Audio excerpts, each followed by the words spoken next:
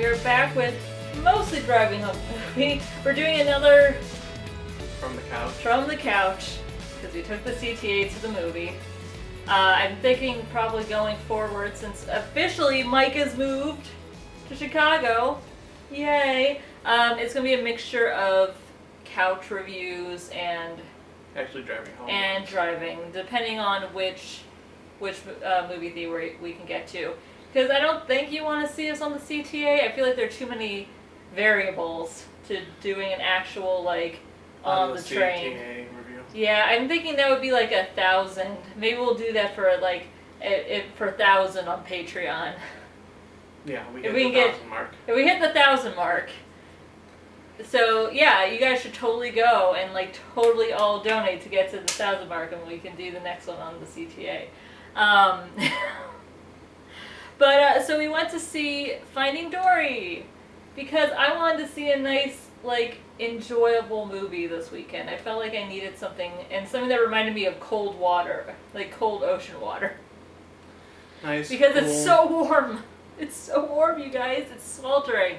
Yeah, it felt very refreshing seeing all the cool ocean fish. So you know what? I was really not skeptical, but very unsure about this movie with all the commercials. It was just kind of like, eh. But you know what? It was really charming. I had a good time with this one. Yeah, I really enjoyed Finding Dory too. It's not the best Pixar movie, but it's certainly a good Pixar movie. It's honestly like in middle of the road for the sequels too. Yeah. Because the two Toy Story sequels were better than this. But if you like the characters already, I feel like this is a really good exploration of them, especially after the first movie. You got to see Nemo and Marlin again, but they were definitely more background characters, but they still had a bit of an arc. Mm-hmm. They had a bit of an arc, and I thought that they were used pretty well as supporting characters in this. Dory, I thought, was done really well because we get to learn more about her and see her as... It was interesting because really early on I realized that they were telling the story of basically an adult with special needs, which was definitely a feeling you got from the first movie, but in this one it was very much her, like, how she functions and survives and her problem solving through the mind that she has, and learning how to be more of an adult in that way, which I found really interesting. I will say maybe one of the problems with it is that there are a couple other of, like, obviously different bodied characters in it that are treated as just dumb. Like a few different animals are like, oh, they're just weird in the head, and maybe that wasn't handled that well. Yeah, that one seal. The seal and the bird. Mm-hmm.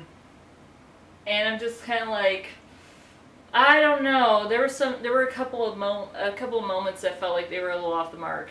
I will also say that there were parts of the movie that were very uneven. Like, I felt like the beginning was a little weak. It took a while for them to find their paces. I think it was okay in the beginning, like that first scene. Yeah. With the one you open up on the backstory. The backstory scene. Yeah, that was good. I feel like the first, but then like present day, present day. The next 15 minutes, sort of like 1 year after the 1 year later mark. Yeah. Is sort of the next 15 minutes there are kind of slow. Yeah, I would agree.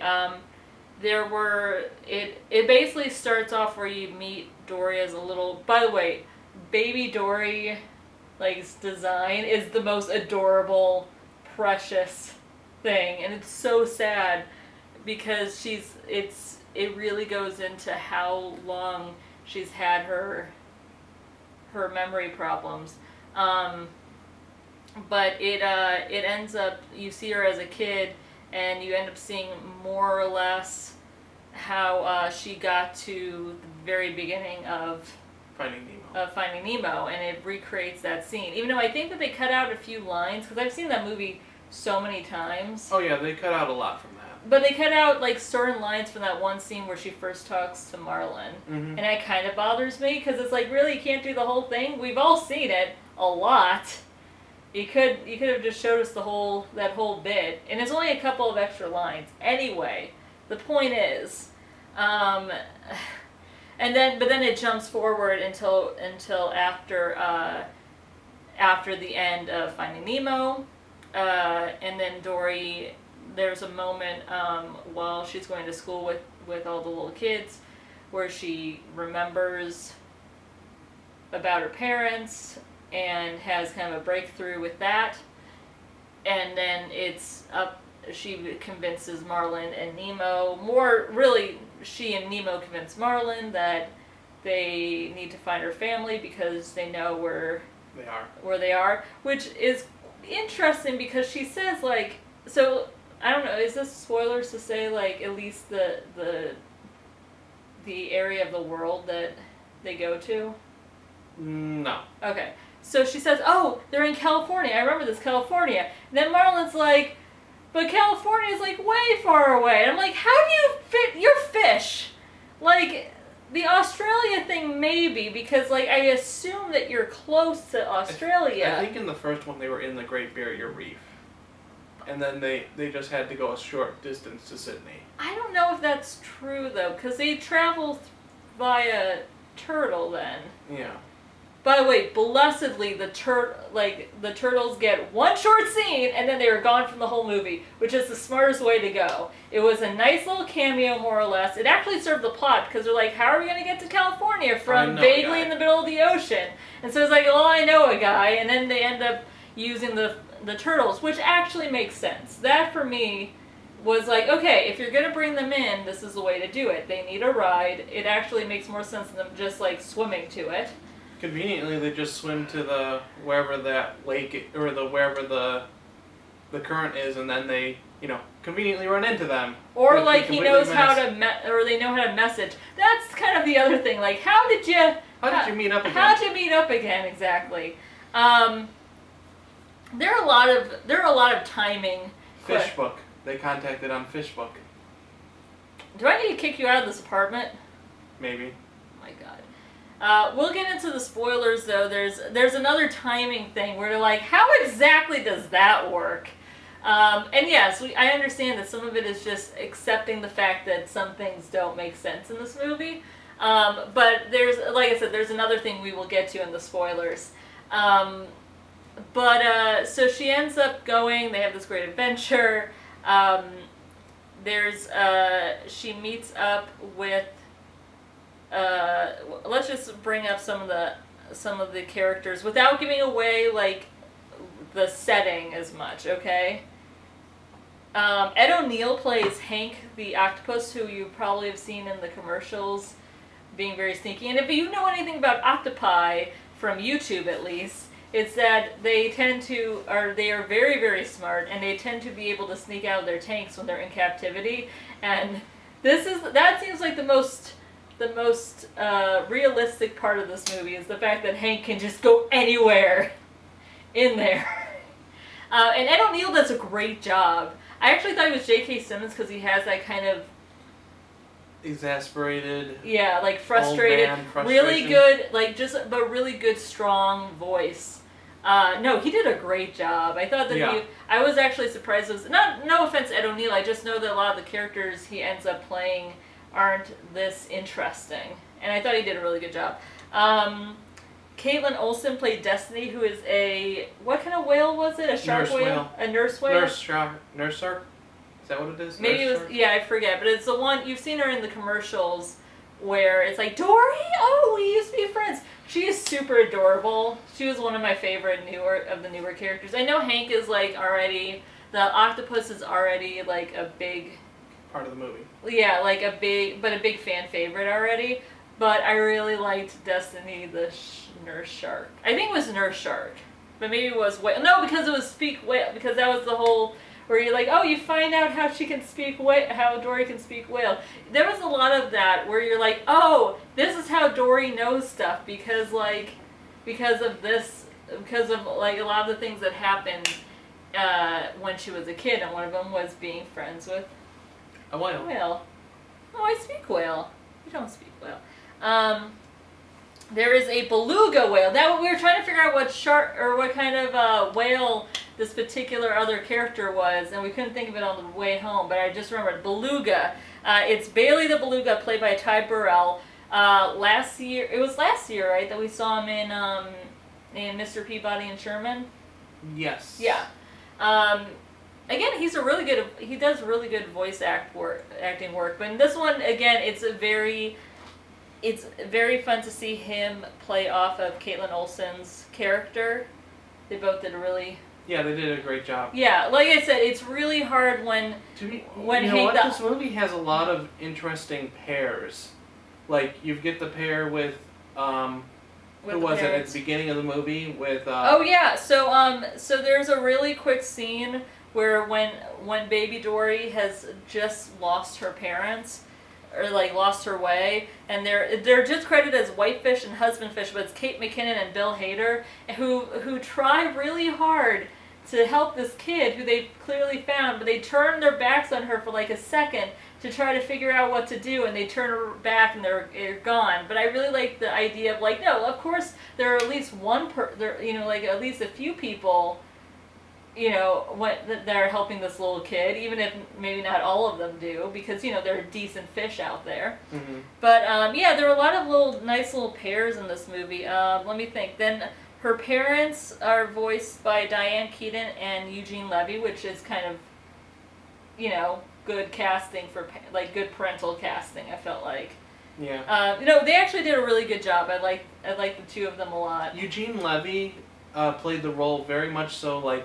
I kept going, I know that voice, but I didn't recognize it very well. Yeah, it wasn't. And it wasn't like obviously Eugene Levy, which that's comes off a lot. That's the thing about all of most of the voice actors in this movie. I didn't realize who they were besides like the ones that were already in Finding Nemo before. So I was actually really impressed by how many are name actors that I didn't recognize. They just put in really good performances. So yeah, those were all really good. Yeah, the other ones, like Idris Elba was in this movie, and it took us forever to figure out. So it took us till the credit list. Yeah, and even then I couldn't remember the character's name, and then I realized like, oh wait, it's probably the deep voiced British sounding sea lion who's in California for no reason. That's probably the guy. I gotta believe. And Dominic West, who I know I've seen him in like 1,000 things, but he's another actor that like. Again, they did a really good job. And they played off each other really well. Yeah. There's also an amazing voice actress who is in this movie, and I'm not going to spoil it. That's going into the spoilers because it was like the biggest laugh. I think I was the only one that laughed that hard, but I mean it was knee slapping. Like, that is amazing. You chortled for a good 30 seconds. Chortled. I found that so delightful. If people have watched the movie already know exactly what I'm talking about. But I will wait but again, like there is a part that made me laugh so hard. So like it's worth it to watch that alone. The other thing I really like about this movie, and I'm hoping that this isn't really a spoiler, but I like the fact that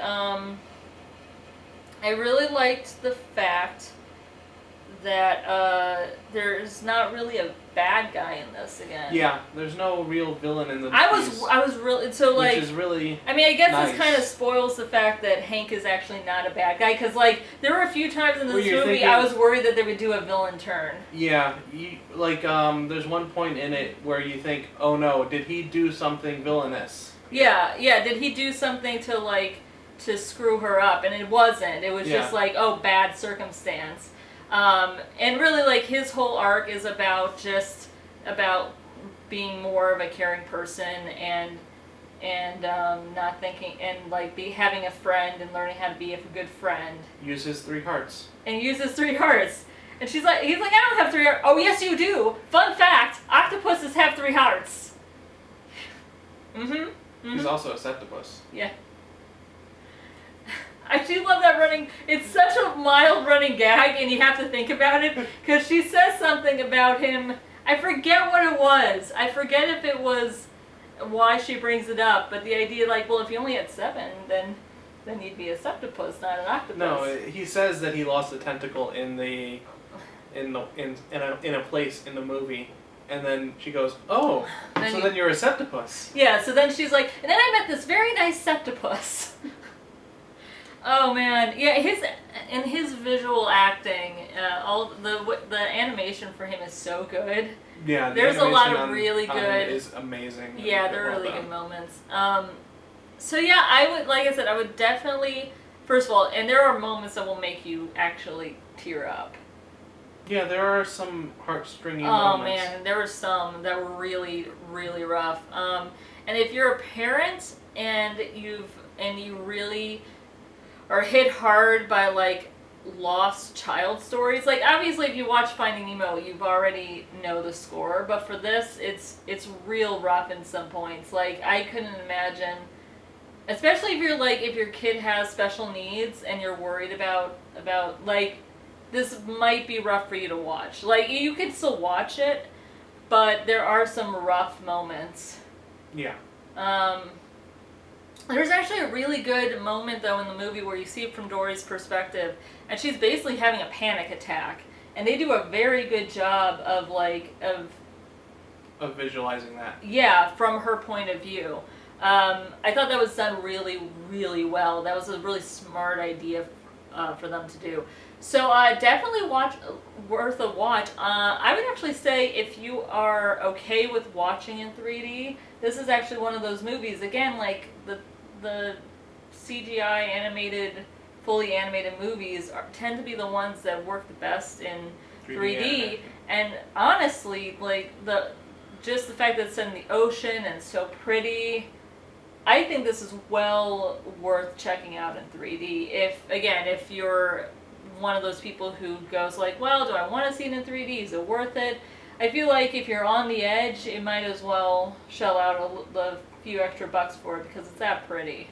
Yeah, it's a very visually dynamic piece. Yes. Well, and like I said, and especially because the Pixar movies tend to be so good about the 3D actually having some, good depth to them. And I will also say the short in front was adorable. Was it Piper? Name? It might have been Piper. I think so. But it was about a little burb. I think the first 3/4 of it are great, and then I didn't care for the ending as much. Oh, you didn't? No. I mean, it's very, very happy. It's very happy. Yeah, but it was still really cute. The animation on it, here's the thing about this. It really shows that Pixar has gotten excellent at animated water and feathers. Yeah, both of those. I mean, the first part of it, because it's about a burb, but the burb that lives near water, and you could see like the first shot of the short is just a lightest wave, like the softest wave coming in, and then you get the little and the sea foam bubbles, and it's just super impressive. Like when you think about, if you've ever seen the Pixar animators talk about Toy Story and A Bug's Life and a few of the other early ones, and how hard it was for them to draw or to get water, and to get it right.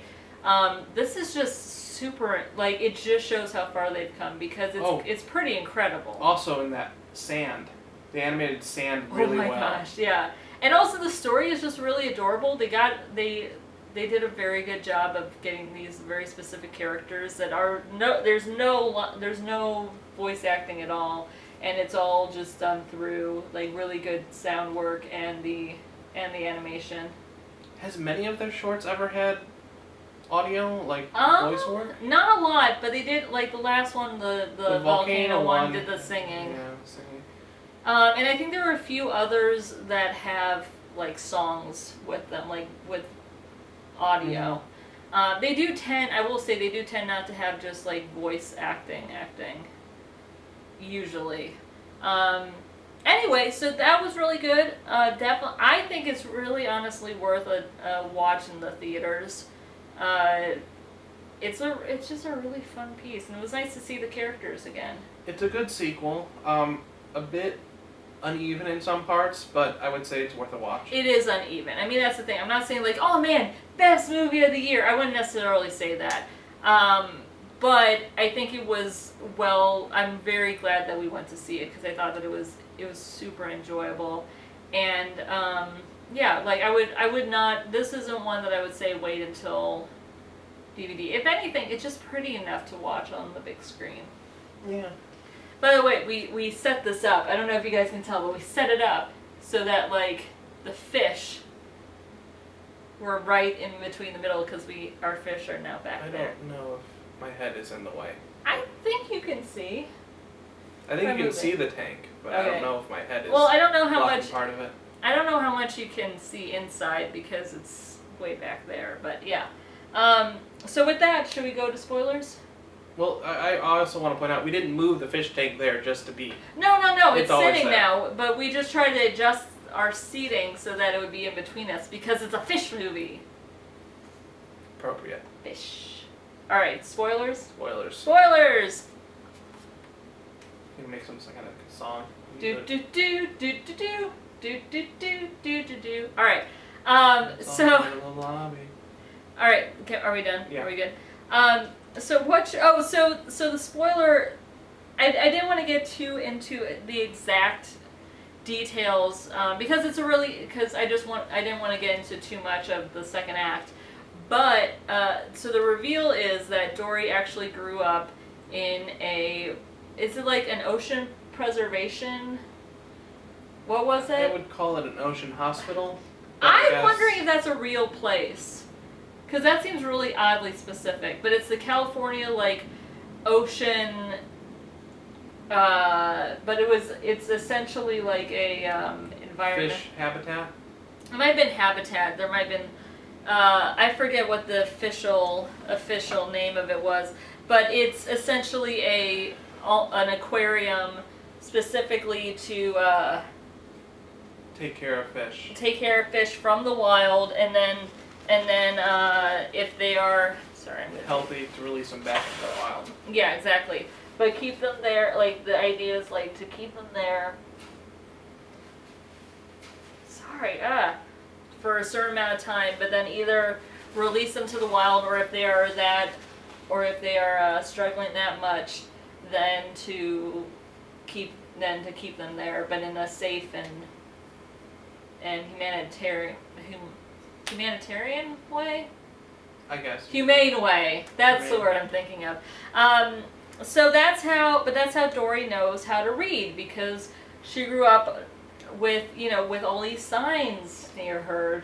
And humans near her. That's how she learned how to speak whale, because one of the other habitats had a whale, the one whale... enclosure down the pipe. Yeah, so she was pipe pals with the other whale. With the whale, which was super cute. Sorry, my nose is so. It's all the. It's all the heat and all the air. Like the air's all muggy.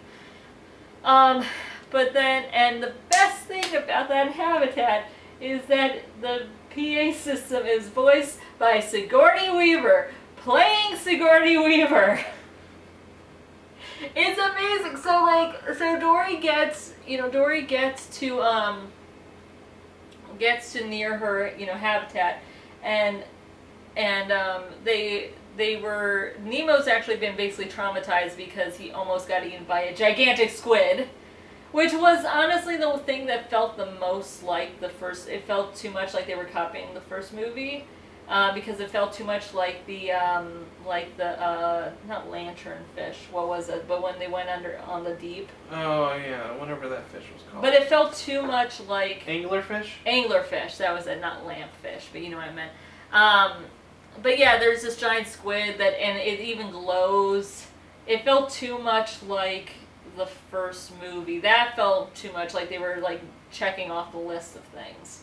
But anyway, so Nemo is freaked out, and Dory goes to find help, and suddenly she hears, hello. She's like, oh, hello. This is Sigourney Weaver. Oh, hello, Sigourney Weaver. And I lost it. It was so funny. And basically, anytime they needed exposition about like the area that they're in, Sigourney Weaver came over the PA system and started telling all the people about the wonders of the ocean. It's so good. Oh my god, I'm so happy. Like, it made me so happy. And then later, it's more callbacks with my good friend Sigourney. Yeah, you know, a good friend of mine named Sigourney once told me. Oh man, it's so good. I'm probably overselling it, I know, but like, it made me so happy because it's such a dumb joke, and it was one of those things where, again, she keeps showing, like, her voice keeps showing up, and I know that, there's a bit too where someone says, oh my gosh, I can't even remember. But there are other parts where people reference Sigourney Weaver over the PA system, and it's pretty great. I think for that alone, just for that running joke alone, like, I am happy. And then, so she ends up helping Hank, who wants to go to the Cleveland, because she got. I keep hearing good things about it. Yeah. She gets tagged because you find out later that all of her kinds of fish are supposed to be going to Cleveland. But before you find that out, she's just trying to remember which habitat she was originally in. And Hank says, okay, I'll help you out, but only if you give me your tag at the end of this, so that I can go, because I don't want to go into the ocean. I've had a bad experience with the ocean. I want to stay in my tank and be happy. So I gotta go to Cleveland, or else they're going to make me say, They're going to send me out back into the ocean. Yeah, I do not want that. So he ends up helping her find her old tank where she grew up, and they bond. It's really, really cute. You could have really seen in some maybe earlier drafts of this where Hank is sort of the villain. Yeah, I'm glad. Because there are some line reads where you're like, is he being villainous? It's really close. Yeah, he's trying to trick her into doing something that isn't in her best interest. There were a few parts. I'm glad they didn't, because I think he's a way more interesting character the way that they did it. Yeah. There's also, I will say, there's a lot of times when I'm like, there's a convenient, like, pail of water everywhere when they need it. Like, there's very few times when you're actually worried that they're not going to be able to breathe, and that we're going to die on land. And I know they're in an aquarium, but there's still lots of places in a large aquarium. There's still lots and lots of footpaths where they take amazing leaps and falls and bounds, and they end up casually landing in water. Yeah, exactly. A few too many, to be honest, but whatever. So besides that, I'm trying to think what else. So they end up finding out that the parents left and tried to find her. Well, no. First, Dory finds out that all the bluefish, I forget what they're called, like her, are all going to Cleveland, and they all got boxed up to go to Cleveland. Yeah, so she ends up making her way back to the care facility room. What's it? I think it was infirmary. Infirmary? Yeah. She ends up going there and meeting up with, like, everybody who knew her. There is that great part where Marlon's just like, why doesn't she just pick two? Dude, I'm kidding! Because they all look very, very, very similar. And then they find out that, like, a long time ago, their parents left to go to the infirmary, but then they never came back. They never came back. Which induces a Dory panic. Yeah, that's when she panics because she thinks, oh my god, my parents died. And then through some happenstance, she ends up back into the ocean, and essentially, like, you went out for refills at this. Yeah. That Right was when when, she so got she back was out. panicking then too, and she was trying to figure out, and then she basically goes, okay, what would Dory do, which becomes a thing in this movie. Like, okay, what do I normally do in this situation? Well, I look around, I try to figure out what's interesting, I try to follow that, and she ends up seeing the shells, and you saw this part, but she ends up seeing a shell on the ground, and one of the things that her parents would do is they would line up shells so that Dory could easily find her way home if she follows the shells. So Dory goes and looks, and they're like, just like lines and lines and lines and lines, it's like a sunburst of lines to this little like crate or something. And it turns out that her parents, once they realized she wasn't in the infirmary, got out and had been basically planting as many shells as possible. Creating shell paths. Yeah, creating shell paths every day in the hopes that Dory would find her way home. That was when I started sobbing, when they see her At the reunion. at the reunion, and they're hugging, and she's just like being spun around by them. That is what made me just, tears. But then there's more stuff happens. They have to save her friends because they're all being taken to Cleveland, even though they didn't want to go. And that's when she ends up. And this was very much the like, okay, this is getting convoluted for a movie about talking fish.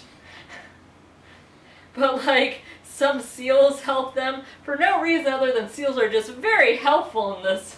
Like they've never encountered the seals before. The seals have we're not explained what was happening. They're just really, really gung-ho about being friendly and helping people. They're very helpful sea lions. Apparently. No, not the sea lions, the seal. Or no, not seals, the otters, I'm sorry. Oh, the otters. Yeah, sorry. No, the sea lions actually were there to help because they, you know what I mean? No, sorry. It was the otters that were like...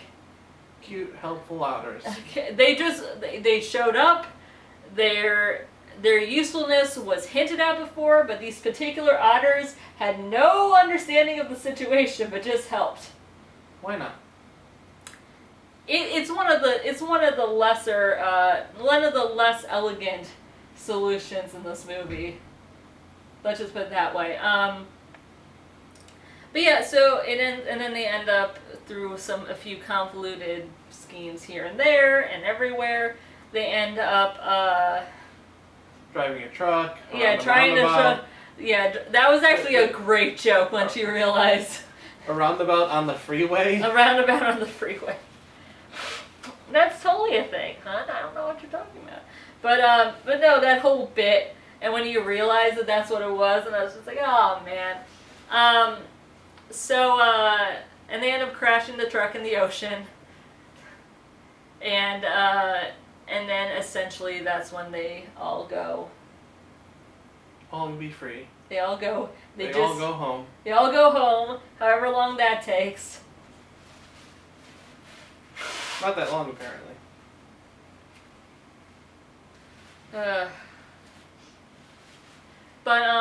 And then that's more or less the end of the movie. But besides at the end. Except for and then this is the other spoiler. So at the end, so we're watching the credits and we're trying to check out who voiced what. It's not like I see William Dafoe's name, and I'm like, and then I look. Not in this movie. The last I don't know how many are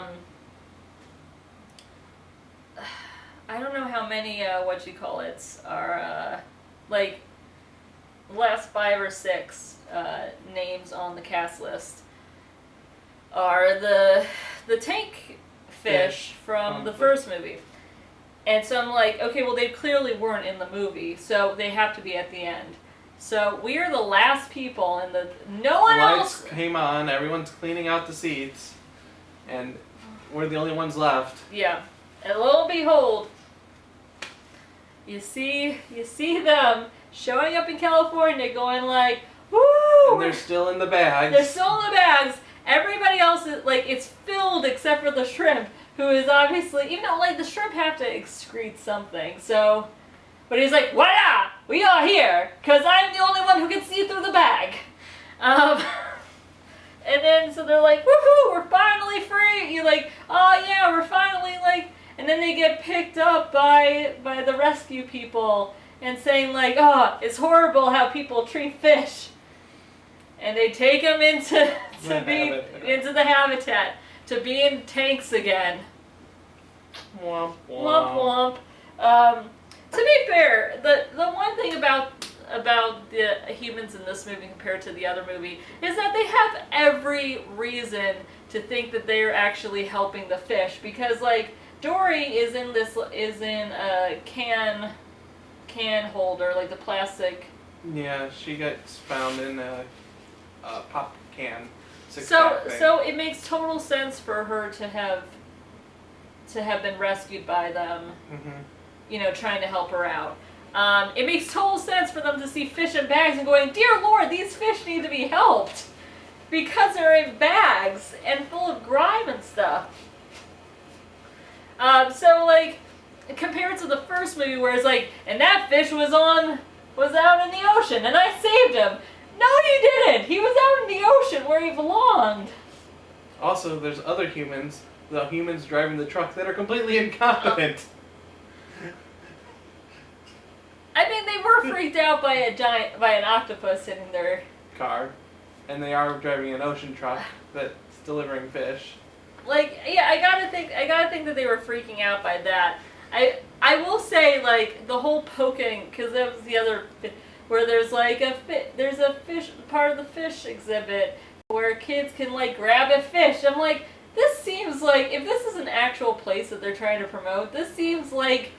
I remember being at a zoo. Oh, I know that there are things like that. I'm just saying that maybe it was like a pet the fish thing before. Yeah, I'm just saying that maybe it's not the best idea for promoting it if it's like, look at this thing that scares the crap out of fish. Come visit our completely humane that includes this. I'm just saying. I'm wondering if this is a fake place. I'm gonna have to look it up. Even though it would be great, it would still be pretty dang good promotion for them. But in any case, it is a better, like, the humans are seen as actually, you know, they might not understand that they're causing frustration for the animals, but they're clearly not being cruel to them, you know? So, so that was good. And then I'm trying to think if there's anything else. Oh my god, I'm so sorry, people who are watching me, and they keep seeing me, like, go like this with my nose, but, it's driving me nuts. Anyway, good movie. I was really pleased with it. Yeah, good movie. Like I said, I would definitely check it out. I could definitely, this is one of the few movies that we've watched this year that I would think, oh yeah, I definitely want to rewatch this again. Like, I would actually get this on DVD. And a lot of the movies we've seen this year, I could care less about seeing again. Or I couldn't care less. To be fair, a lot of the movies that I would say see again are Disney movies. That is true, because Zootopia was this year, wasn't it? Yep. Yeah, Zootopia was another one. Idris Elba. Can he just be in all the Disney movies? Because I'd be okay with that. He's got an excellent voice. He has a great voice. He should also be James Bond, but I don't think he's going to take that role. Honestly, he's too good for James Bond. It's very true. So he would raise the quality of James Bond. That is true.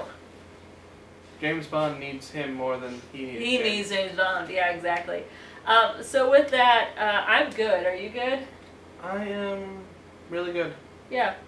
I'm trying to think, racking my brain if there's anything else we need to say about this movie, but I can't think of anything. John Ratzenberger was in this again. He's always in those movies, though. Yeah, I know, but I'm explaining what he was in. He played, I'm double checking. A hermit crab cutting grass. Yes, he played the husband crab, compared to the white crab, who I have not seen yet on the... But yeah, his his character helps explain to Dory why none of the fish that are like her are in the tank, and that helps. Yeah, I'm looking to see if there's anyone else. Also, was it Cleveland or Cincinnati? I think it was Cleveland. It was Cleveland. Okay. Yeah. I always confuse those two cities. That's a long drive now that I think about it. From California? Yeah. I'm trying to think if there's any other... Oh, they apparently got the same kid to play Nemo that played him... The first one? Yeah, I think so. Double checking.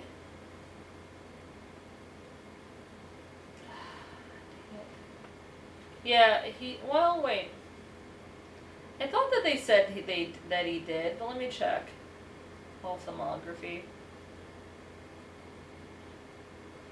Maybe not. I thought they said that they got the same kid to play Nemo, but here it's saying that it's someone else. So I don't know. Well, then they did a good job of finding someone that sounded alike. Yeah, really. But I would have sworn I saw an article saying like, oh yeah, that's definitely the same kid, but now I'm looking on IMDb and it says it's someone else. Oh well. I don't know. Anyway, good movie. Check it out. Oh my gosh, my allergies are killing me, you guys. So, with that, you have to end it. I know, alright. You do the enders. Okay. Katie, Mike, justplainsomething.com, and we'll see you later. Bye, everybody. Bye.